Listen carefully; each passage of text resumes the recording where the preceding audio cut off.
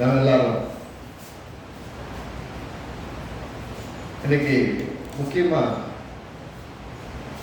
நம்ம எதை நிறைய வாழ்க்கையில கெட்டதா நடக்குதுன்னு வச்சுக்கோங்க. நம்ம வாழ்க்கையில் நடக்கிற கெட்டது நிறைய நடக்க ஆரம்பிச்சாங்க. எனக்கு மட்டும்தான் கெட்டதே நடக்குது, எனக்கு மட்டும்தான் கெட்டதே நடக்குது, எனக்கு மட்டும் எங்க இவ்வளவு கெட்டது நடக்குது அப்படின்னு மைண்ட் பேசும். பார்த்தீங்கன்னா கெட்டதுலேயே வாழ்ந்து கெட்டதுலேயே வளரல, அப்படி மோசமான ஒரு நிலைமையில தள்ளப்பட்டிருக்கிற யாரையும் கூட கர்த்தர் ஆசீர்வாதமான மக்களை மாற்ற முடியும். ஆனா நம்மளுடைய ஃபோக்கஸ் எங்க இருக்குது, நம்முடைய கவனங்கள் எங்க இருக்குங்க, ரொம்ப ரொம்ப முக்கியம். நம்மளோட சுற்றும் நமக்கு கெட்டதா நடந்துகிட்டே இருக்கும் போதும் நாம எப்படியா பார்க்கிறோம், கெட்டதுதான் நம்ம வாழ்க்கையில் நடக்கும் மனதுக்கு வந்துடுறோமா, இல்ல கெட்டது மத்தியில நான் நல்லா வாழ்கிறேன், இந்த கெட்டதையெல்லாம் கர்த்தரால மாற்ற முடியும்னு பார்க்க ஆரம்பிக்க போறோம். அப்படிங்கிறத இன்னைக்கு கொஞ்சம் பார்க்க போறேன். நான் கர்த்தரின் ஆசீர்வாதத்தின் மேல கவனமா இருந்தேன். ஆசீர்வாதத்தை நீங்க விரும்பினா உங்களுக்கு அது வரும். கர்த்தரின் ஆசீர்வாதம் வந்து ஐஸ்வர்யத்தை தரும், அதோட வேதனை வராது. ஆனாலும் இதுவே வராதுல்ல. கர்த்தர் கொடுக்கறது எதுவுமே பார்த்தீங்கன்னா ஆசீர்வாதமா தான் வருமே வழிய கூடி கொஞ்சம் பெயினும் வருங்க. அது உலகம் சொல்ற தத்துவம். பணம் வந்தால் கெட்டு போயிடுவாங்க, பணம் வந்தால் அப்படி ஆயிடும், பணம் வந்தால் இப்படி போயிடும். இது பணத்தை பற்றியதல்ல. கர்த்தரின் ஆசீர்வாதம் சொல்றது பணத்தை பற்றியது மட்டுமே அல்ல. பணம் யோசிச்சிட்டீங்கன்னா டோட்டலாக மொத்த ஆசீர்வாதங்கிறது மிஸ் பண்ணிட்டீங்க. அழகு சொல்லப்போம். நம்ம கென்னத் ஹேகின் பார்த்தீங்கன்னா அந்த ஆசீர்வாதம் சொல்றது த பிளஸ்ஸிங்ஸ் சொல்லுவார். த பிளஸ்ஸிங்னா என்ன அர்த்தம், அது மட்டும்தான், இதுதான் சுப்பீரியர் அப்படிங்கிற மாதிரி சொல்லுவார். அது அவர் வந்து அது ஏன் த பிளஸ்ஸிங், ஒரு பிளஸ்ஸிங் சொல்லிட்டு போனார்ல ஆசீர்வாதம், ஏன் அந்த டிஹெச்சி த முன்னாடி சேர்த்ததுனால திஸ் இஸ் யூனிக், இது இஸ் செப்பரேட், மற்றதை போல இது கிடையாதுன்னு அர்த்தம். இன்னைக்கு ஒட்டுநாளாக புஸ்தகத்துல 4ஆம் அதிகாரம் 9 வசனம் 9, 10 2 வசனங்களையும் வாசிக்கலாம். 4ஆம் அதிகாரம் 1 நாளாக 4, 9, 10 இதிலிருந்து கொஞ்சம் பார்க்க போறோம். யாபேஸ் தன் சகோதரரை பார்க்கணும் கனம் பெற்றவனாயிருந்தான். அவன் தாய் நான் துக்கத்தோடு அவனை பெற்றேன் என்று சொல்லி அவனுக்கு யாபேஸ் என்று பெயரிட்டான். யாபேஸ் இஸ்ரவேலின் தேவனை நோக்கி, தேவரே என்னை ஆசீர்வதித்து என் எல்லையை பெரிதாக்கி உமது கரம் என்னோடு இருந்து தீங்கு என்னை துக்கப்படுத்தாதபடிக்கு அதற்கு என்னை விலக்கி காத்தருளும் என்று வேண்டிக் கொண்டான். அவன் வேண்டிக் கொண்டதை தேவன் அருளினார். இந்த வசனம் நல்லா தெரியும் எல்லாருக்குமே. ஓரளவுக்கு கிறிஸ்துவ வட்டாரத்தில் இருக்கவங்களுக்கு ஓரளவுக்கு நல்லாவே தெரியும். எப்பயுமே பார்த்தீங்கன்னா நம்ம எப்ப நமக்கு இது நல்லா தெரியும் நினைக்கிறோமோ ஆவியான நம்ம கற்றுக் கொடுத்ததை மிஸ் பண்ணுவோம். ஆவியான நம்ம கற்றுக் கொடுக்கணும்னு விரும்புறத மிஸ் பண்ணிடுவோம். எப்ப எது நல்லா தெரியும் நினைக்கிறோமோ கொஞ்சம் நல்லா உத்து பார்க்கணும். பாருங்க, 4ஆம் அதிகாரத்தினுடைய ஆரம்பமே யூதா கோத்திரத்தை பற்றி பேசிட்டு வருது. யூதா கோத்திரத்தை பற்றி, யூதாவா என்ன அர்த்தம், துதின்னு அர்த்தம்.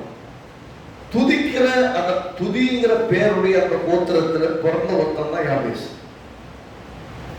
நிறைய துதிக்கிறவங்களா இருப்பீங்க, ஆராதிக்கிறவங்களா இருப்பீங்க, தேவனை நேசிக்கிறவங்களா இருப்பாங்க. உங்களுடைய அதிகமான நேரத்தை ஜெபத்திலே ஆராதனை செலவழிக்கக்கூடியவங்களா நீங்க இருப்பீங்க. ஆனா அப்படி இருக்கிறவங்களுக்கு என்ன பிரச்சனையா, அவன் தாய் அவனை எப்படி சொல்லுது, யாபேஸ் சகோதர பார்க்கும் கனம் பெற்றவன் என்று சொல்லிட்டு அவன் தாய் நான் துக்கத்தோடு அவனை பெற்றேன் என்று சொல்லி அவனுக்கு யாபேஸ் என்று பெயரிட்டான். பேருக்க என்ன அர்த்தம்னா துக்கத்துக்கு பிறந்த துக்கத்தின் புத்திரன்.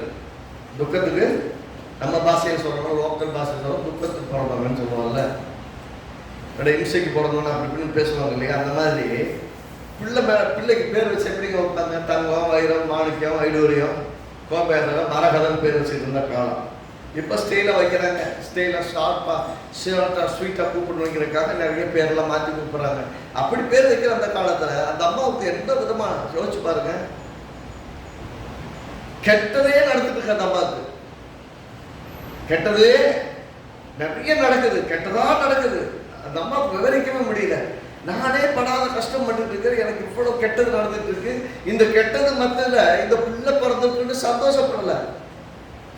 இந்த புள்ள பிறந்ததே கெட்டதுன்னு நினைக்கிறாங்க. இந்த நேரத்தில் இந்த பிள்ளை எதுக்கு? இந்த பிள்ளை பிறக்காத இருந்ததா அது என் கஷ்டம் என்னோட போயிருக்கும். இதுவும் பிறந்து இதுக்கு பாடு எடுக்கணும், இதுக்கு நல்லது செய்யணும், எல்லாம் பண்ணணும். இதுவும் நடக்கிறது. ஒரு பிள்ளை பிறந்தா சந்தோஷம் நினைக்கக்கூடிய பெற்றோர் யூஸ்வலா தாய்மார்களுக்கு ஒரு பிள்ளை பெற்றெடுத்துட்டாங்கன்னா தன்னுடைய ஜீவன்லேருந்து ஒரு ஜீவன் வந்திருக்குன்னு சந்தோஷப்படுவாங்க. நான் ஒரு குழந்தை பெற்றெடுத்து இந்த பூமியில வச்சிருக்கேன்னு சந்தோஷப்படுவாங்க. ஆனா அதுக்கு பதில் அந்த அம்மா என்ன சொல்றாங்க, நான் துக்கத்தோடு பெற்றேன். அப்படின்னா அந்த பிள்ளையை பெற்றெடுக்கும் போது அவ்வளவு வேதனையில, அவ்வளவு தீங்குகள் மத்தியில, அவ்வளவு கெட்டது நடந்துட்டு இருக்க நிலைமையில அந்த பணத்தை பெற்றெடுத்திருக்காங்க. அப்ப அந்த தாயினுடைய மனநிலைமை எப்படின்னா, இவன் நான் துக்கத்தோட பெற்றேன்னு சொல்லி நம்ம மறந்துடக்கூடாது. நாளைக்கு நல்ல காசு, பணம், நல்ல வாழ்க்கை, கெட்டதெல்லாம் மாறி நல்லதெல்லாம் நடக்கும்போது எதை மறந்துடக்கூடாது. இந்த பையன் பிறந்தப்போ நான் ரொம்ப துக்கப்பட்டு வாழ்க்கை வாழ்ந்துட்டு இருப்பேன் அப்படின்னு மறந்துடக்கூடாது. பிள்ளைக்கு பேரு யாபேஸ் அப்படின்னா துக்கத்தின் புத்திரன் பேர் வைக்கிறாங்க. எந்த பெற்றோரும் தன் பிள்ளைக்கு நல்ல பெயர்களை பார்த்து பார்த்து வைக்கிற இந்த உலகத்துல தன் பிள்ளைக்கு நான் துக்கத்தோடு பெற்றேன் நினைக்கிறது நினைவுறுவதற்கு ஒரு பேர் வைக்கிறாங்க பார்த்தீங்களா? அது எவ்வளவு கொடூரம் பாருங்க. ஒருவேளை அவங்க சகோதரர்கள் யாரெல்லாம் மற்றவங்க பேரை பத்தியெல்லாம் பெருசா சொல்லல, பேரெல்லாம் இருக்குது, ஆனா மற்றவங்க பேரை பத்தியெல்லாம் ரொம்ப பிரம்மாண்டமாலாம் பேசுறாங்க. நல்லா கவனிக்கணும். ஒன்னாவது அதிகாரத்துல ஆரம்பிச்சு வரிசையா பாத்தீங்கன்னா ஒவ்வொருத்தருடைய சந்ததிகளை பத்தி வரிசையா பேசிட்டு வருது. அதாவது 4ஆம் புஸ்தகம்னா நம்பர்ஸ், ரெக்கார்ட் ஆஃப் டிசர்னன்ஸ். ஆதாம்ல இருந்து யாரு எவரு அப்படின்னு சொல்லி கிரானலாஜிக்கலா சொல்லிட்டு வருது. இவர்களை பார்த்தாங்க, இவங்களுக்கு இத்தனை பிள்ளைங்க, இந்த பிள்ளைகளுக்கு சொல்லி இதோட முடியல. கிட்டத்தட்ட 5ஆவது அதிகாரம் வரைக்குமே பிறப்பின் வர்த்தமானங்களை தான் சொல்லிட்டு வருது. அதுல நிப்பாட்டிட்டு இவனை பத்தி மட்டும் ஸ்பெசிபிக்கா சொல்ல வேண்டியது என்ன பாருங்க. இது 2 வருஷம் மட்டும் சொல்லிட்டு யாபேசை பத்தி பேசிட்டு திரும்ப வழக்கமா நான் அவனை பெற்றான் இவனை அவனை பெற்றான்னு போயிட்டே இருக்கு. அதுக்கு முன்னாடி இவனை பெற்றான் அவனை பெற்றான்னு வந்தது, பின்னாடி இவனை பெற்றான் அவனை பெற்றான்னு போகுது. இங்க மட்டும் நிப்பாட்டி யாபேசை பத்தி பேசிட்டு போகுது. உங்க தலைமுறைகள்ல எத்தனை பேரை நீங்க கடந்து வந்ததுக்கு அப்புறம் நீங்க கர்த்தரால தேடி மீட்கப்பட்டிருக்கீங்கிறத விட யோசிக்கணும். முன்னாடி எவ்வளவு கஷ்டப்பட்டாங்கன்னு கணக்கு கிடையாது. இதுக்கப்புறம் ஆண்டவராக இயேசுவை என் உள்ளத்துல ஏற்றுக்கொண்டதுக்கு அப்புறம் என் குடும்பத்துல இயேசு ராஜாவா இருக்கிறதுனால இதுக்கப்புறம் என் சந்ததியில துக்கங்கிற வார்த்தைக்கு இடமே இருக்குது இல்லையா? இருக்குது. அப்புறம் கிறிஸ்துவ விசுவாசிக்கிறவங்களுக்கு துக்கமே இருக்காதா அப்படின்னா அப்படிலாம் கிடையாது. எப்பக்கமும் நெருங்க இருக்கும், ஆனா உடஞ்சு போக மாட்டோம். கலகினால் மனம் முறிந்து போவதில்லை அப்படின்னு அர்த்தம். ஒரு பக்கம் மோசங்கள், ஒரு பக்கம் கேடுகள், ஒரு பக்கம் மோசமான சம்பவங்கள் நடக்குது. இன்னொரு பக்கம் நம்ம இந்த குழந்தை பிறந்துருச்சுன்னு சொல்லிட்டு அந்த பிள்ளைக்கு அந்த பிள்ளை மறக்கவே கூடாதுன்னு பேர் வச்சுட்டாங்க. ஒரு பிள்ளை அமாவாசை அன்னைக்கு பிறந்துருச்சுக்கிறக்கா அந்த பிள்ளைக்கு பேர் அமாவாசைன்னு வச்சிருப்பாங்க. ராத்திரி அவனை கூப்பிடும் போது அமாவாசை கூப்பிடும் போது என்ன இருக்கும், எல்லா நாளும் அமாவாசை தான் ஞாபகம் வரும். அவனை ஞாபகம் வருதா இல்லையோ? சித்திரை மாசத்துல பிறந்தான்னு சொல்லி அப்பெல்லாம் சித்திரன்னு பேர் வைப்பாங்க. அப்படி கூப்பிடும் போதெல்லாம் எப்படி இருக்கும்? சித்திரை மாசம் தான் இருக்கும். இப்படி ஒவ்வொரு காரியத்துக்கும் ஒரு நினைவுறுவதற்காக வைக்கிற மாதிரி பேரை வச்சுட்டாங்கன்னா கூப்பிடும் போதெல்லாம் ஒன்று நினைவு கூறப்படும். நிறைய பேர் என்ன நினைக்கிறாங்கன்னா, நிறைய பேர் பார்த்தீங்கன்னா அந்த ஸ்பெல்லிங்கில் நிறைய பிரச்சனை பார்த்தீங்கன்னா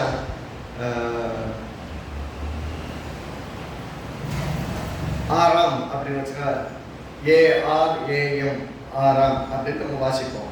சிலர் என்ன பண்ணுவாங்க ஏ போட்டால் என்னது இந்த ஒரு ஏ போட்டால் கரெக்டாக உங்களுக்கு மேட்ச் ஆகாதுங்க, 2 ஏவா போட்டால் நல்லாயிருக்கும், எம்புக்கு பதில் 2 எம்பா போடுங்க, அப்போ டோட்டல் நம்பர் இத்தனை வருது. அதனால உங்கள் பேரில் கொஞ்சம் மாற்றிட்டீங்கன்னா ரொம்ப சக்ஸஸ்ஃபுல் ஆகிடும். இதெல்லாம் எங்கேருந்து கற்றுக்கிட்டாங்க? நீங்கள் பைபிள்லேருந்து தான். ஆபிராம் அப்படின்னு இருந்தவன ஆபரகாம் அப்படின்னு மாற்றினார். சாராய் அப்படின்னு இருந்தவன சாரான்னு மாற்றினார். அதை பிடிச்சிக்கிட்டாங்க. அப்போ இந்த பேரை மாற்றினா பேரை மாத்தினா வாழ்க்கை நல்லா இருக்கும். என்னங்க பேர்ல கூட 2 எழுத்து சேர்க்கறதுனால இல்லை, அது ஆண்டவர் கொடுக்கிற வார்த்தையினால மாறணும். ஆண்டவர் கொடுக்கிற வார்த்தையில உங்க வாழ்க்கை மாறணும். நான் சும்மா கிளம்பால சுத்திட்டு கிடந்தேன், பள்ளிக்கு பாத யாத்திரை போறேன்னு சொல்லி பேரை கொடுத்தாங்க. அவன் போய் சொல்லும் போது அந்த பையன் அவன் பேர் என்ன பண்ணா பாஸ்கர்னு சொல்லிட்டு இருக்காங்க. அவங்க கேட்டுக்காரு, இப்ப கிறிஸ்டின்ங்கிற பாஸ்கர்னு சொல்றேன், கிறிஸ்டின் பேரை போட்டா நல்லா கெத்தா இருக்குங்க, நம்ம கிறிஸ்டின்னா கூட பாத யாத்திரை போறான்னு சொல்லுவாங்கல்ல, சொல்லலாம்ல அப்படின்னா டேவிட் போட்டுக்கங்க, டேவிட் பாஸ்கர்னு போட்டுக்கங்க. எனக்கு பேர் நான் வைக்கல, என் பேர் நான் வச்சதில்லை, எனக்குன்னு ஒருத்த பேர் வச்சுட்டான். எதுக்கு? பள்ளி பாத யாத்திரை பேர் கொடுக்குறது. பாதத்தில் போயிட்டு வந்தேன், ஒரு 3 தடவை போயிட்டு வந்தேன், அப்புறம் சபரிமலைக்கு ஒரு 4 தடவை போயிட்டு வந்தேன், எல்லாம் போயிட்டு வந்தேன். நல்லா கவனிக்கணும், எனக்கு நானே பேர் வச்சுக்கல, எனக்கு என்ன பேர் வைக்கணும்னு அவனுக்கு எங்க டேவிட்டை பற்றி தெரியும். டேவிட்டை பற்றி எனக்கு பேர் வைக்க கொடுத்தான் இல்லையா, கொடுத்தவனுக்கு என்ன தெரியும்? டேவிட்டை பற்றி தெரியாது, ஏதோ கேட்டிருக்கலாம், தாவீதுன்னு கதையில எங்க பிபிஎஸ்ல போய் கேட்டிருப்பான்னு நினைக்கிறேன், இல்ல பிபிஎஸ் பசங்க வந்து பேசுறதா கேட்டிருப்பான்னு நினைக்கிறேன். என்னன்னு கேட்டவொடனே தாவீதுன்னு பேர் வச்சது. நல்ல நிறைய கோழியாத்தங்களை வீழ்த்தி முன்னாடி போயிட்டு இருக்கு, தேவன் வந்து முன்னாடியே பேரை செலக்ட் பண்ணிட்டாரு. முடிஞ்ச வரைக்கும் கர்த்தர் இருதயத்துக்கு ஏற்றவனா இருந்த மாதிரி இருக்கிறதுக்கு நான் பிரயாசம் போனதுக்கு உதவி என்னுடைய பேரை எனக்கு முன்கூட்டியே வச்சு விட்டார். வச்ச தேவனுக்கு ஸ்தோத்திரம். இப்ப யோசிச்சு பாருங்க, எனக்கு தேவனுக்கும் பேரை வச்சுட்டாங்க. ஓடுறோம் உழைக்கிறோம், நிறைய பிரச்சனைகள் இருக்குது, அதெல்லாம் நமக்கு பிரச்சனை இல்லை. நான் பிரச்சனை மேல எப்பயுமே கண்ணு வைக்கிறது, என் பார்வை எப்பயுமே நான் பிரச்சனை மேல வைக்காதபடிக்கு கர்த்தர் மேல வைத்திருக்க கற்றுக்கொண்டு இருக்கிறேன். என்னைக்கு கத்துக்கிட்டு இருக்கிறேன். எனக்கு பிரச்சனை இல்லாமலாம் கிடையாது, நான் ரொம்ப ஃப்ரீயா இருக்கிறேன், நான் நல்லா இருக்கேன், எனக்கு யுத்தமே கிடையாது, சமாதானமா இருக்கேன். இல்ல இல்ல இல்ல, ஒவ்வொரு நாளும் யுத்தம் இருக்கு, ஆனா ஒவ்வொரு நாளும் எனக்கு கிறிஸ்துவுக்குள் ஜெயம் இருக்குது. பிரச்சனை நான் மேற்கொள்ளப்படாமல் பிரச்சனைகளை மேற்கொள்ள நான் கற்றுக்கொண்டிருக்கிறேன் ஆவியானவராலே. அப்போ இங்க இவனுக்கு பேர் தான் பிரச்சனையா அப்படின்னு கேட்டா, பேரை மாத்தினா வாழ்க்கை மாறுறவனா, பேரை மாத்தினா வாழ்க்கை மாறாது, புத்தியை மாத்தா வாழ்க்கை மாறாது. எத்தனை பேர் பேரை மாத்தினதுக்கு அப்புறம் புத்தி மாறாதான் அப்படியே இருக்கு. அப்படி யோசிக்க, பேர் மாத்தினால ஒருத்தர் நல்லா இருப்பான்னா எல்லாரும் பேரையும் மாத்திடலாமே, ஆகா ஓகனா இல்லாம. ரட்சிக்கப்பட்டுட்டா நீங்க நல்லா இருந்தீங்க, பெரிய ஐஸ்வர்யவன் ஆயிருவாங்கன்னு சொன்னா அதை விட ஒரு பெரிய உலகத்தை வேறு பெரிய பொய்யே கிடையாது. ரட்சிக்கப்பட்டவர்கள் பெரிய ஐஸ்வர்யவான்களாக ஆசீர்வாதமாக மாறுறதில்ல. ரட்சிக்கப்பட்டவர்கள் தாம் யார் என்று சரியாய் அறிந்தவர்களும், தன் தேவனாகிய கர்த்தர் தனக்கு வைத்திருக்க நோக்கங்களை புரிந்தவர்களும், அதோடு இசைந்து நடக்கிறவங்க தான் ரொம்ப சக்சஸ்ஃபுல்லாக வாழ முடியும். ரட்சிக்கப்பட்டவங்களாம் பெரிய ஆளாயிடலாம் அப்படின்னாங்கன்னா, கிறிஸ்துவங்களோட யாருங்க பெஸ்ட்? உயிருள்ள தேவனை கொண்டிருக்கிறாங்க, வானத்தின் பூமி படைத்தவரை, தன் வாழ்க்கையில உருவாக்கினவரை, அவருக்காக சிலுவையில மரித்தவரை தெய்வமாய் கொண்டவரை பாக்கியவான்கள். நம்மளை விட வேற யார் இருக்க அப்படின்னா, உலகத்திலே பெரிய ஆட்கள் யாரா இருக்கணும்? கிறிஸ்தவங்களா தான் இருக்கணும்.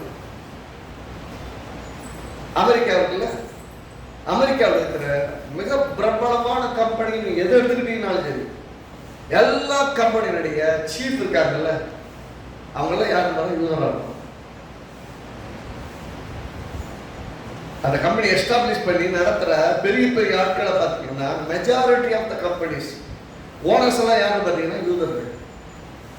அவருடைய கர்த்தருடைய ஆபிரகாமின் ஆசீர்வாதம் இருக்குது, ஆனால் ஆபிரகாமை அழைத்த தேவனை நிறைய தெரியாது. ஆனால் அந்த ஆசீர்வாதம் அவனை பெரிய ஆளா ஆக்கியிருக்கு. ஏன்னா அவன் என்ன பிரின்சிபலை விசுவாசிக்கிறான்னா, நான் ஆசீர்வாதமா இருக்கவே பிறந்திருக்கேன்னு விசுவாசிக்கிறான். நான் சொல்றதெல்லாம் சக்சஸ்ஃபுல்லாக விசுவாசிக்கிறான், அதையே மனசார பேசுகிறான், அதுக்காக ஒவ்வொரு முயற்சி எடுக்கிறான். அவன் ரொம்ப சக்சஸ்ஃபுல்லா இருக்கிறான். அவன் சக்சஸ்ஃபுல்லா இருக்கிறதுக்கு காரணம், இஸ்ரவேல் தேவனாகிய கர்த்தருடைய ஆசீர்வாதம் அவன் மேல் இருக்கிறது என்பது மட்டுமல்ல, அதை அவன் முழுசா நம்புறான், அதுல அவன் உழைக்கிறான். அவன் உழைப்பே இல்லாம உட்காந்துட்டு இருக்க பெரிய ஆளாயிட்டா கிடையாது. அவன் உழைக்கிறான், முயற்சி பண்றான், கர்த்தர் அவன் கருத்தை அவன் ஆசீர்வதிக்கிறாரு. ஆகவே அவன் எல்லாரை விட ரொம்ப சக்சஸ்ஃபுல்லான ஒரு ஆளா இருக்க தேவன் உதவி செய்கிறார். ஆகவே நமக்கு என்ன பார்க்க கூடாதுன்னா, இவெல்லாம் சொல்றாங்க அதனால எனக்கு நடக்கணும், ஆண்டவர் என்னை ஆசீர்வதிப்பார் அதனால ஆசீர்வாதமா இருக்கேன். உங்க பார்வை எப்பயுமே அப்படி போகக்கூடாது. எப்படி இருக்கணும்னா, நான் ஆசீர்வதிக்கப்பட்டு இருக்கிறேன். இந்த அம்மாவுக்கு வாழ்க்கை ஃபுல்லா பிரச்சனை, எங்க பார்த்தாலும் போராட்டம், கெட்டதா நடக்குது. கெட்டதின் மத்தியிலே வாழ்றாங்க. அதனால என் பிள்ளை வந்து எப்படி கெட்டதுல பிறந்த பிள்ளை அப்படிங்கிற மாதிரி அந்த பிள்ளைக்கும் பேரும் துக்கத்துக்கு பிறந்ததுன்னு வச்சுட்டாங்க, இல்லது கெட்ட வேலையில பிறந்தவன்னு வச்சுட்டாங்க. அவனை கூப்பிடும் போது எப்படி இருக்கு யோசிச்சு பாருங்க.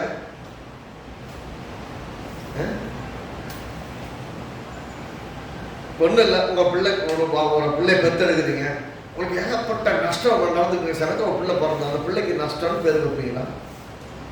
நஷ்டம் வைக்க மாட்டீங்க. ஒரு வேளை வச்சிருந்தீங்கன்னு வச்சுக்கோங்க, நம்ம துணிஞ்சு வச்சிருக்கு பார்க்கறவங்களா நஷ்டம் நஷ்டம் நஷ்டம் கூப்பிட்டாங்க எப்படி இருக்குன்னு யோசிப்பாங்க. அவனை கூப்பிடும் போதில் எப்படி இருக்கும்? உடஞ்சி போயிடும் முதல்ல. ஏமா எனக்கு பேரே கிடைக்கும், அவனே போய் ஒரு கெஜெட்ல ரெஜிஸ்டர் பண்ணி என் பேரை மாத்தினான்னு மாத்திடும். எங்க அம்மாவும் அப்பாவும் அறிவில்லாம வச்சுட்டாங்க, அந்த மாதிரி பேரை நான் வச்சுட்டு இருக்க பிடிக்கல, என் பேரை நான் மாத்திக்கிறேன்னு சொல்லிட்டு ஒரு 18 வயசு வந்ததுக்கு அப்புறம் அவனே போய் பேரை கூட மாற்றி விட்டுருவான். ஏன் மாத்துறாங்க? அது பேரை திரும்ப திரும்ப போட்ட உங்களை பத்தி அப்படியே திரும்ப நீ உருப்பட மாட்டேன், நல்லா இருக்க மாட்டேன், சக்சஸ்ஃபுல்லா வர மாட்டேன், தோத்துருவேன், உனக்கு ஜெயமே கிடையாது, ஆசீர்வாதமே கிடையாது, இப்படியே சொல்லி சொல்லி சொல்லி உங்கள்கிட்ட பேசுற நீங்க கேட்டுக்கிட்டே இருந்தீங்கன்னா ஊர்ல காலத்துல எப்படி வந்துருவீங்கன்னா, என் வாழ்க்கை நான் நல்லா இருக்கவே மாட்டேன், எல்லா வாயில இருந்தும் நீ நல்லா இருக்க மாட்டேன், நல்லா இருக்க மாட்டேன், நல்லா இருக்க மாட்டேன். நான் சின்னதுல கேட்ட எல்லா வார்த்தையும் இவன் வாழ்க்கையில் உருப்படவே மாட்டான், இவன் விளங்கவே மாட்டாங்க, நல்லாவே வர மாட்டான். இதுதான் எல்லாருடைய வாயில வந்த வார்த்தை. யார் எங்க வீட்டுல இருந்த மட்டும் இல்லை, எல்லாம் சுத்தி இருந்தவங்களும் எல்லா வார்த்தையாருடைய வாயிலும் வந்த வர எல்லா வார்த்தை என்னன்னா, இது உருப்படவே மாட்டான், விளங்கவே மாட்டான், இன்னும் நல்லாவே வர மாட்டடா, நீ ரோட்ல பிச்சை எடுக்காளேடா அப்படின்னு சொன்ன வார்த்தைகள்லாம் இருக்காங்க. ஏன்னா நம்ம அப்படி கிடையாது, எப்படிப்பட்டாலும்னா அவ்வளவு திமிரு. நாம மட்டும் சும்மா அவங்க சும்மா இல்லாம அவங்க சொல்லிட்டு போக மாட்டாங்க.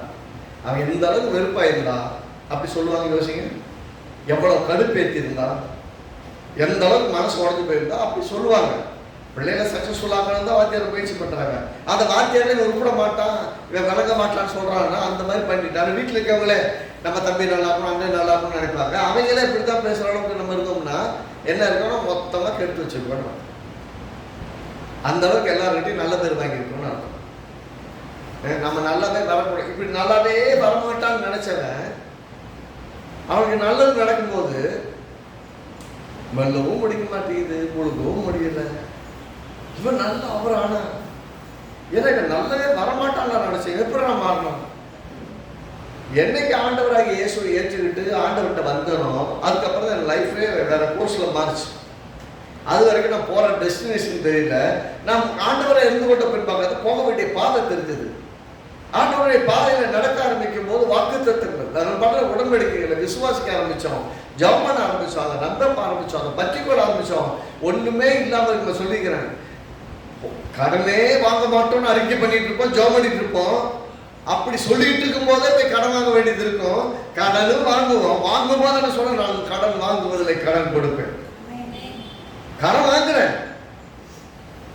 ஒரு காலகட்டத்தில் சொல்றேன், ஆண்டவரே என் வீட்டில் இருக்கிற ஒரு பொருளாவது அடமான கடைக்கு போகக்கூடாது சொல்லிட்டு ஜெபம் பண்ணிட்டு இருப்போம். பிரச்சனை புதுசா வரும், வேற வழி கிடையாது, போய் நகையை கொண்டு அடமானம் வைப்போம். ஆனா வச்சுட்டு எடுத்துட்டு போகும்போது ஆண்டவரே இதுவே கடைசியா இருக்கட்டும், ஆண்டவரே இனி எங்க வாழ்க்கை கடனே இல்லாத வாழ்ற வாழ்க்கையை நாங்கள் விசுவாசிக்கிறோம். அந்த நாட்களுக்கு நாங்கள் சீக்கிரமா வருவோம். எங்க வீட்டுல இருந்து ஒரு பொருள் கூட அடமான கடைக்கு போகாது. ஒருத்தட்டே அது கடன் வாங்க மாட்டாண்டவரே சொல்லி சொல்லி சொல்லி பழகிட்டே போய் நல்லா வரமாட்டான் வரமாட்டான் வரமாட்டான் சொல்லி சொல்லி மைண்ட்ல காதுல எல்லாம் கேட்டு மனசுக்குள்ள நிறைஞ்சு இவன் நல்லாவே நம்மளால வர முடியாத ஒரு இடத்துக்கு வந்தான். நான் என் வாழ்க்கையில நல்லா இருப்பேன்னு யோசிக்கவே முடியாத அளவுக்கு என் இருதயம் முழுவதுமே நிறைய தவறான எண்ணம் குறித்தான வார்த்தைதான் நிரம்பி போச்சு. ஆனா கர்த்தருடைய வசனத்தை கேட்க ஆரம்பிச்சதுக்கு அப்புறம் அந்த பழசெல்லாம் கசனெல்லாம் வெளியேற்ற அளவுக்கு வசனத்தை உள்ள போட்டு போட்டு போட்டு உள்ளத்தை நிரப்ப ஆரம்பிச்சதுக்கு அப்புறம் அந்த கசனெல்லாம் போயிடுச்சு. நான் நல்லா இருக்க மாட்டேன், சக்சஸ்ஃபுல்லா வர மாட்டேன், உருப்பிட மாட்டேன்னு சொன்னதெல்லாம் போயிடுச்சு. எப்ப பார்த்தாலும் சொல்றது, கர்த்தாவே நான் இப்ப இருக்கோட 1000 மடங்கு ஆசீர்வாதமா இருக்கேன். இது விசுவாசிக்க ஆரம்பிச்சு, இது பேச ஆரம்பிச்சதுக்கு அப்புறம் என்னை நான் பார்க்கும் பார்வை மாறிச்சு. ஃபர்ஸ்ட்ல நீங்க சக்சஸ்ஃபுல்லா இருக்கணுமா, ஃபர்ஸ்ட்ல உங்களை குறித்து யாரெல்லாம் சொன்னாங்கன்னு பார்க்காதீங்க, உங்களை குறித்து நீங்க எப்படி பார்க்கணும் அப்படி பார்க்கணும். உங்களை வசனத்தின் அடிப்படையில பார்க்க ஆரம்பிக்கணும், அப்பதான் வாழ முடியும். மற்றவங்கெல்லாம் இல்லை, மற்றவங்கெல்லாம் உங்க வாழ்க்கையால உருவாக்குறது இல்லை, நீங்க தான் உங்க வாழ்க்கையை உருவாக்கணும். வசனம் எப்படி சொல்லுதுன்னா, வசனத்தோடு இணைந்து நீங்க விசுவாசிக்க ஆரம்பிச்சீங்கன்னா வெற்றி உள்ள வாழ்க்கை வாழ ஆரம்பிப்பீங்க. இவன் உருப்படவே மாட்டான்னு சொல்லிட்டு திடீர்னு கல்யாணம் நடக்குது. கல்யாணத்துல பார்த்தீங்கன்னா இந்திய தேசத்துல பிரபலமான ஒரு ஊழியக்காரர் டாக்டர் டிஜிஎஸ் தினகரன் அவர்கள் வந்து திருமணத்துல வந்து பொண்ணை கை பிடிச்சு கொடுத்து கல்யாணம் பண்ணி வைக்கிறார். கல்யாண பத்திரிகையில டாக்டர் டிஜிஎஸ் தினகரன் வரலாறு போட்டோம்னா யாருக்கும் நம்ப முடியல. வந்து கல்யாணத்துல வந்து டிஜிஎஸ் வரான்னு சொன்னோடனே எல்லாம் விட்டாங்க, ஊர்ல இருந்து வராங்கலாம் விட்டாங்க. அப்புறம் தூரத்துல இருந்து பார்த்தவங்க பக்கத்துல நின்று கையை பிடிச்சு கொடுக்க அம்மாலாம் அப்படியே அவங்க பார்த்துட்டு இருக்காங்க ஆசையா. அப்பா அம்மா அப்பா அக்கா தங்கச்சி எல்லாம் வந்திருக்காங்க, எல்லாரும் ஆச்சரியமா பார்க்கறாங்க, எல்லாருடைய மனசு சந்தோஷம். இப்படி ஒரு கல்யாணம் நடக்குன்னு அவங்களே யோசிக்கிறேன், நானே யோசிக்கிறேன். அவர் எப்படி யோசிக்கிறாருன்னா, என் பிள்ளையை நான் இப்படித்தான் காண மாட்டேன். ஒரு பெரிய ஊழியக்காரர் வந்து திருமணம் பண்ணதுனால நான் பெருசா அப்படி சொல்ல, அப்படி இல்லை. கர்த்தருடைய ஸ்டெப் ஒரு சூழ்நிலையில நம்ம அடையாளமே தெரியாம இருந்தவனை கர்த்தர் அடையாளப்படுத்துகிறாரு. எல்லாருடைய வாயிலும் ஒரே ஸ்டேட்மெண்ட் என்னன்னா, இவங்களுக்கு மாதிரி கல்யாணம் நம்ம குடும்பத்துல யாருக்குமே நடக்கலன்னு சொல்ற அளவுக்கு கர்த்தர் ஆசீர்வாதம் கர்த்தருக்கு மகிமைட்டான். எனக்கு என்ன பத்தி சாட்சியா தான் நீ போயிட்டு இருக்க மாதிரி இருக்கு. நான் பிளான் பண்ணல. ஒண்ணுமே இல்லைன்னு இடத்துல இருந்து இவ்வளவு பெரிய ஊழியக்காரர் வந்து கல்யாணம் பண்றதுக்கு அவங்களை பெரிய ஆள் வைக்கிறாங்க. நான் பெரிய ஆள் ஆகல, பெரிய ஆளா ஆக்குறாரு. நான் உன்னை பெருமைப்படுத்துறேன், உன்னை பெரிய ஆள் ஆக்குவேன்னு சொன்னதை விசுவாசித்து ஜெபித்து அதை பேச ஆரம்பிச்சோம். கர்த்தர் கட பண்ணுங்க. அந்த இடத்துக்கு போகும்போது வந்து பார்த்தவங்களுக்கெல்லாம் வார்த்தை விட்டு சொல்ல முடியல. இன்னைக்கு வரைக்கும் நடந்த எல்லா கல்யாணத்திலும் நல்ல பிரம்மாண்டமா ஒரு கல்யாணம் நடந்ததுதான் டேவிட் பாஸ்கரோட கல்யாணம் சொல்லுவாங்க.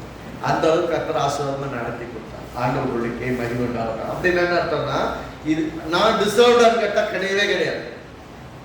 அது ஒத்தே கிடையாது. ஒருத்தனை கொண்டு ஒருத்தி தேவனை மகிமைப்பட்டார், அவ்வளவுதான்.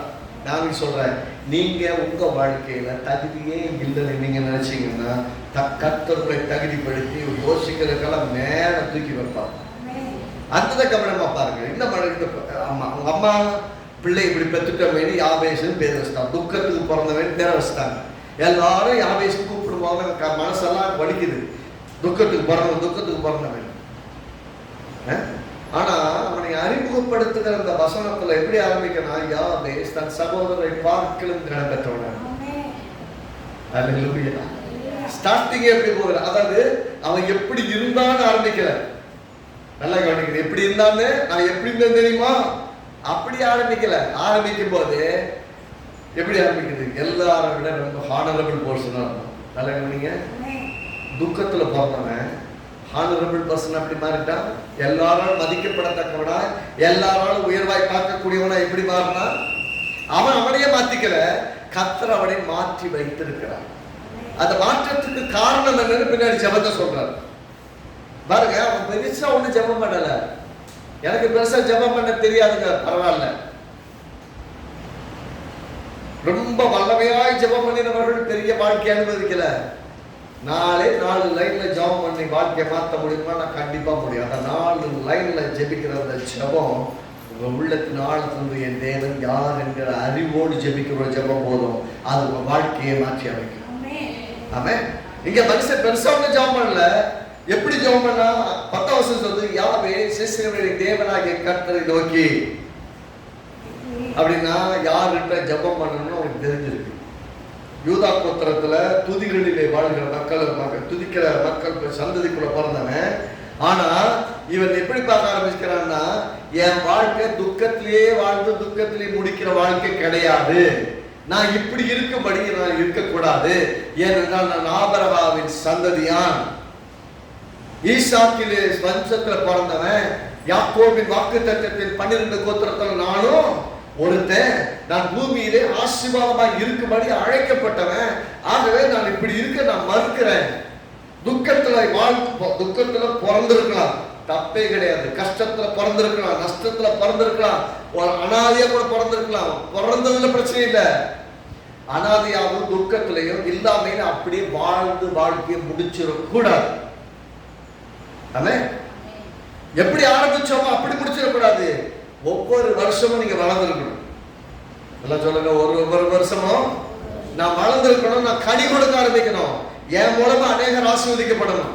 ஒரு நாள் எனக்கு ஆசீர்வாதம் யாரை கொடுத்தா நல்லா இருக்குமே, ஆசீர்வச்சா நல்லா இருக்குமே நீங்க நினைக்கலாம். நான் எப்படி சொல்றேன்னா, நீங்க ஆசீர்வாதத்தை தேடி அடைகிறவளா இருக்கக்கூடாது, நீங்கள் அநேகரை தேடி ஆசீர்வதிக்கிறவளா இருக்கணும்.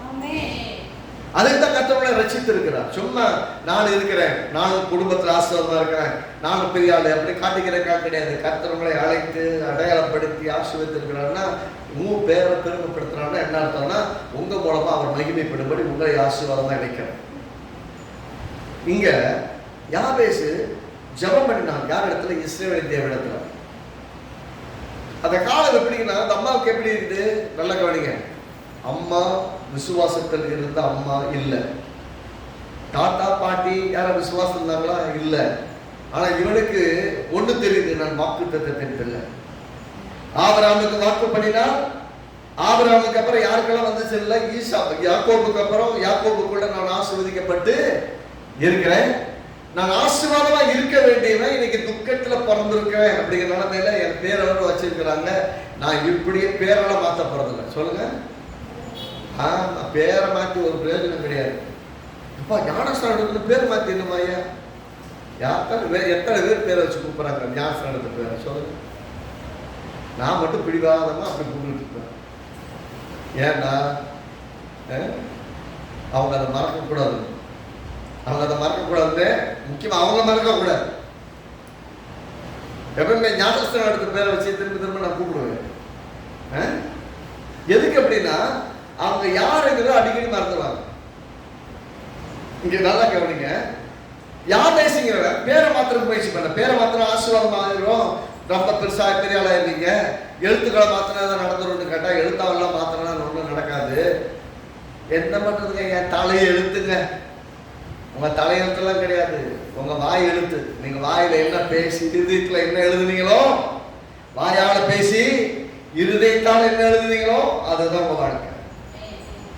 வசனத்தினால் உங்கள் இருதயத்தை நிரப்பி உங்க வாயினால வாழ்க்கை எழுதுனீங்கன்னா இந்த வாழ்க்கை ரொம்ப சக்சஸ்ஃபுல்லா இருக்கும். ஆனா அதே நீங்க தப்பா உங்களை பத்தி யோசித்து, எனக்கு முடியல, நான் அப்படி இருக்கேன், எனக்கு ரொம்ப சக்சஸ்ஃபுல் இல்லை, எனக்கு வருமானம் இல்லை, எனக்கு வாழ்க்கை இல்லை, உங்களுக்கு எதெல்லாம் இல்லைங்கிறதே பேசிக்கிட்டே இருந்தீங்கன்னா எனக்கு டெய்லி போராட்டம். ஒரு நாளாவது இன்னைக்கு ஏதாவது யுத்தம் வருமா, இன்னைக்கு ஏதாவது போராட்டம் வருமா தேடுற அளவுக்கு பழகி போச்சுன்னு வச்சுக்கிறது.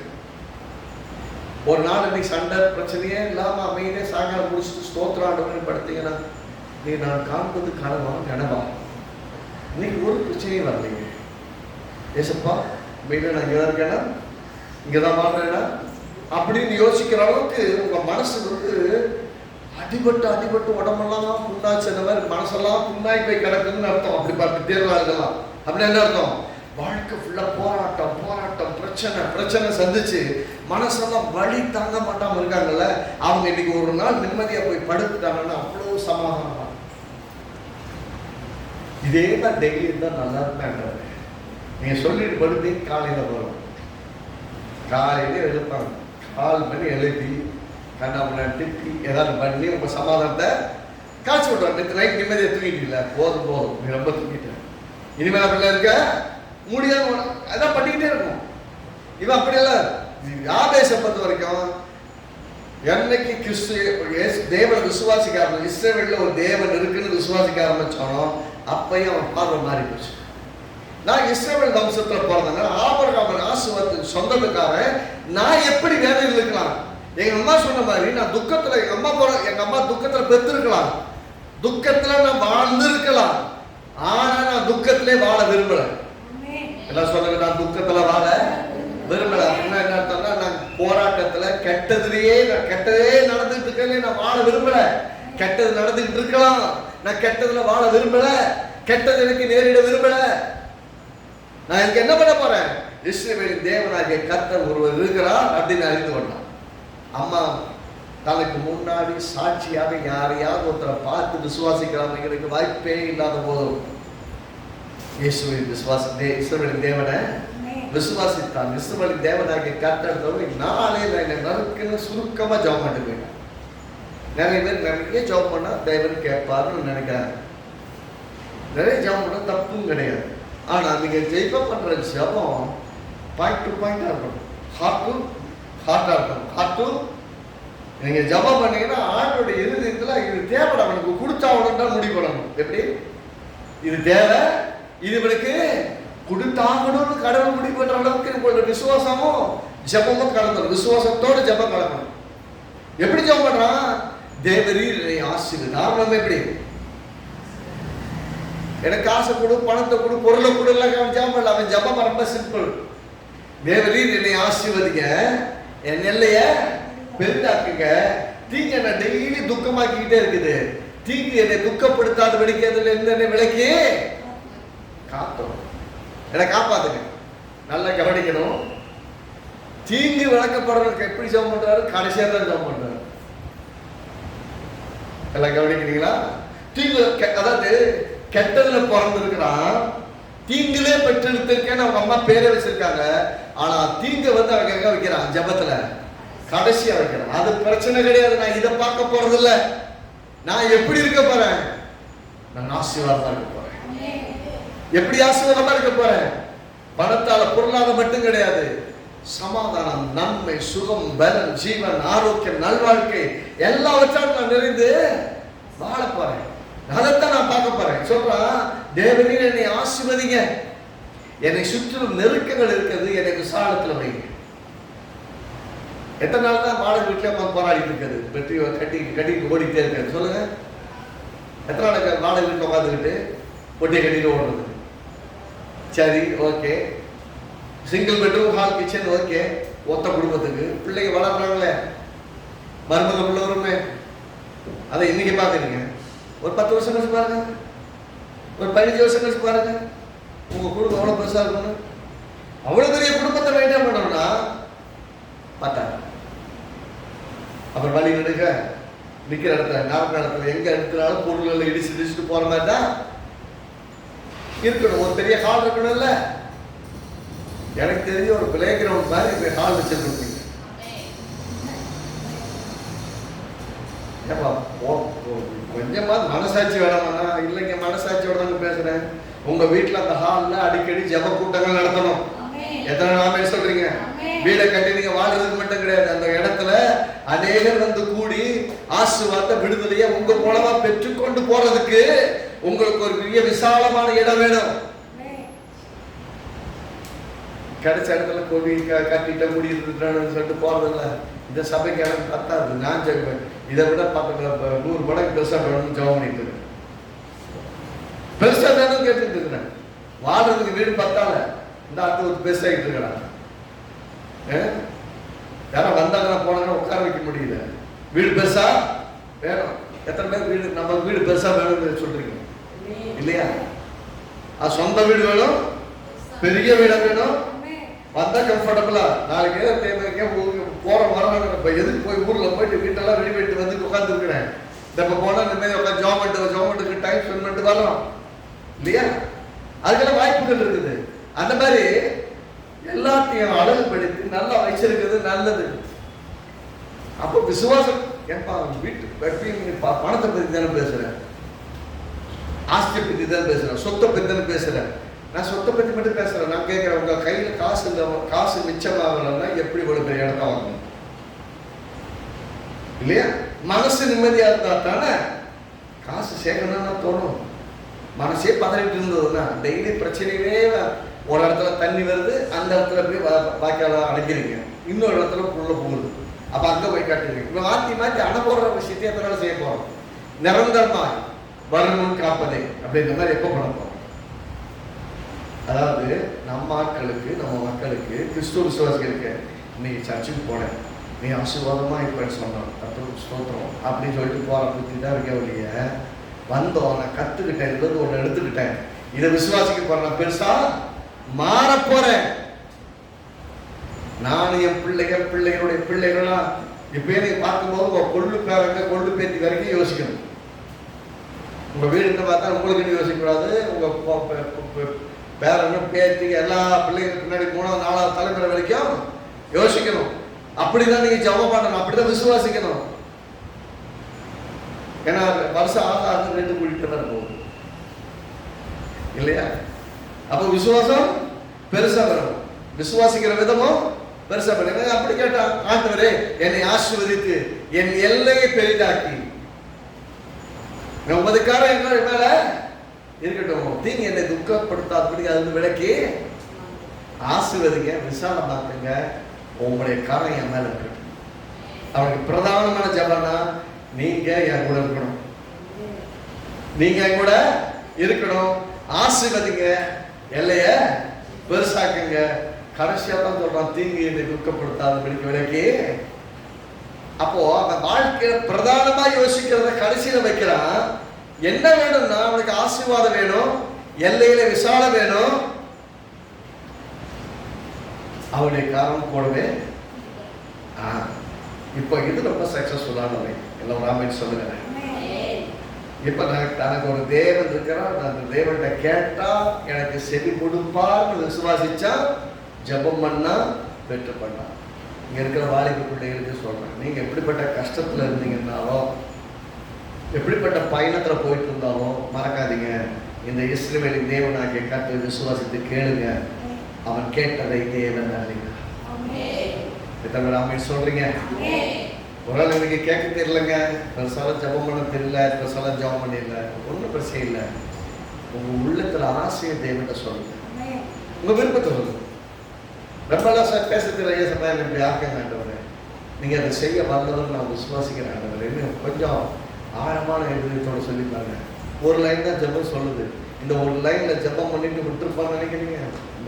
நிற்கும் போது, நடக்கும்போது, போகும்போது, உட்காரும் போது, வரும்போது, தீங்குகள் நடக்கும்போது என்ன சொல்லியிருப்பான், என்னை தீங்கு துக்கப்படுத்தாங்க. இந்த தீங்குக்காக உட்கார்ந்து அழுதுட்டு இருக்கிற நிலைமையிலிருந்து நான் வீட்டு வருவேன், நான் ஆசீர்வாதமா இருப்பேன், எல்லாருக்கும் முன்னாடி நான் மேன்மையா இருப்பேன். இதை பேசும்போதெல்லாம் சகோதரர்கள் என்ன பண்ணியிருப்பாங்க, பார்த்து கிண்டல் பண்ணியிருப்பாங்க, பரியாசம் பண்ணியிருப்பாங்க, மோசமா பார்த்துருப்பாங்க. அதை பற்றியான கவலைப்படலை. எதை ஃபோக்கஸ் பண்ண அவங்க ஃபோக்கஸ் பண்ணா. வசனம் ஆரம்பிக்கும் போது எப்படி சொல்றதுன்னா, உங்க வசனத்துல யாபேஸ் தன் சகோதரர்களை பார்க்கிறோம் கனம் பெற்றவனா இருந்தான்னா, அவங்க அப்பா அண்ணன் கூட பிறந்தவர்களுக்கெல்லாம் இருக்கிற மரியாதையை விட இவனுக்கு ரொம்ப அதிகமான மரியாதை சொல்லுவாங்க. காரணம் என்ன? இஸ்ரவேலின் தேவனாகிய கர்த்தர் இருக்கிற கேட்டதை அவன் பெற்றுக்கொண்டான். அதனால எல்லாரும் விட ஹானரபிளா மாறிட்டான்.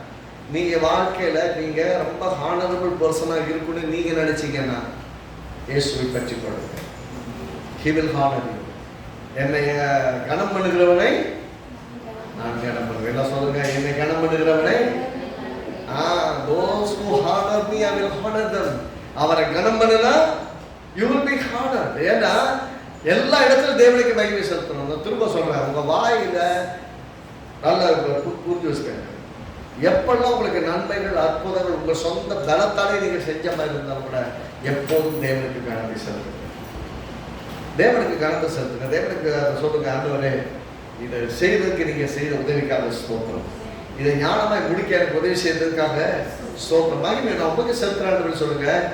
நீங்க தேவனை கனப்படுத்த கர்த்தர் உங்களை ஹானரபிள் பொசிஷனுக்கு எடுத்துட்டு போயிருவாரு. எல்லாராலும் மதிக்கப்படத்தக்க, எல்லாராலும் கனமாய் பார்க்கத்தக்க நிலைமையில. ஒருவேளை உங்கள் வாழ்க்கையை ஆரம்பிக்கும் போது வேதனைகள், நெருக்கங்கள், கெட்டதா நடந்துட்டு இருக்கிற வாழ்க்கையிலையும் உங்களால ஆசீர்வாதமான மனிதர்களாய் மாறி போக முடியும். அதுக்கு யாபேஸோட லைஃப் நமக்கு விருப்பம். நல்ல ஒரு உதாரணம், அவனுக்கு ஆசீர்வாதத்தை குறித்த விருப்பம் இருந்தது. நல்லா கவனிங்க, ஆசீர்வாதத்தை குறித்த விருப்பம் இருந்தது. அதுக்காக ஜெபம் பண்ணினா, இஸ்ரவேலின் தேவன்ல இருக்கிறாரு நம்பினா. அதே மாதிரி நம்ம ஜெபம் பண்ணும்போது என்னை ஆசீர்வதியும் சொல்லி ஜெபம் பண்ணா, எல்லை பெரிதாக்குன்னு ஜெபம் பண்ணுனா, நீ உங்களுடைய காரம் என் கூட இருக்கட்டும் ஜெபம் பண்ணா, தீங்கு என்னை துக்கப்படுத்தாதபடிக்கு அந்த தீங்குகள் என்னை விலக்கி எங்க அம்மா அனுபவிச்ச தீங்க நான் அனுபவிக்க கூடாது. பெற்றோர்கள் அனுபவிச்ச தீங்க நான் அனுபவிக்க கூடாது. பிள்ளைகளுக்காக ஜெபம் பண்ண, ஆண்டவரே நான் பட்ட கஷ்டம் பிள்ளைங்க. பெற்றோர் அப்படித்தான் பார்க்குறாங்க, பெரும்பாலும் பிள்ளைங்க அதை யோசிக்க மாட்டாங்க. நான் பட்ட கஷ்டத்துக்கு வெளியே பிள்ளை படக்கூடாது, என்னை விட ரொம்ப ஆசீர்வாதம் இருக்கணும். நான் விதைச்சு வைக்கிறேன், என் பிள்ளை அறுக்கிற பிள்ளையா இருக்கணும். அதை விசுவாசிக்க ஆரம்பிக்கணும், அதை பேச ஆரம்பிக்கணும். அது சொல்றாரு, அவன் தாய் நான் அவனை துக்கத்தோடு பெற்றேன் என்று சொல்லி அவனுக்கு எப்படி ஆரம்பிக்கிறதுனா, ஆரம்பம் இப்படி வர வேண்டிய வசனம். அவன் தாய் அவனை துக்கத்தோடு பெற்றேன் என்று சொல்லி அவனுக்கு யாபேஸ் என்று பெயரிட்டால், யாபேஸ் தன் தேவனாகிய கர்த்தரை நோக்கி விண்ணப்பம் பண்ணி, தேவரீர் என்னை ஆசீர்வதித்து என் எல்லை பெரிதாக்கி உமது கரம் என்னோடு தூங்கி என்னை துக்கப்படுத்தாதபடிக்கு அதற்கு விலக்கி காத்துக் கொள்ளுங்கள் என்று கேட்டான். அவன் வேண்டிக் கொண்டதை கர்த்தர் அருளினார். அப்படி சொல்லிட்டு தான் யாபேஸ் தன் சகோதரை பார்க்கணும் கரம் பெற்றவனாக இருந்தாலும் வந்திருக்கணும். அதான ஆர்டர் மாற்றி மாற்றி சொல்லியிருந்தாலும் எப்படி ஆரம்பிச்சேன்னு முக்கியம் இல்லை, எப்படி இருக்கீங்கிறது முக்கியம். எப்படி துவங்கி இருக்க வாழ்க்கை பத்தி யோசிக்க, துவங்கின வாழ்க்கை என்னவா இருந்தாலும் சரி, தேவனை விசுவாசித்து வெட்கப்பட்டு போறதே கிடையாது. ஆமென். கர்த்தர் நல்லவர். எல்லாரும் ஆமென் சொல்றீங்க. உங்க பிள்ளைங்க உங்களுக்கு ஆசீர்வாதமா இருப்பாங்க. ஆமென்.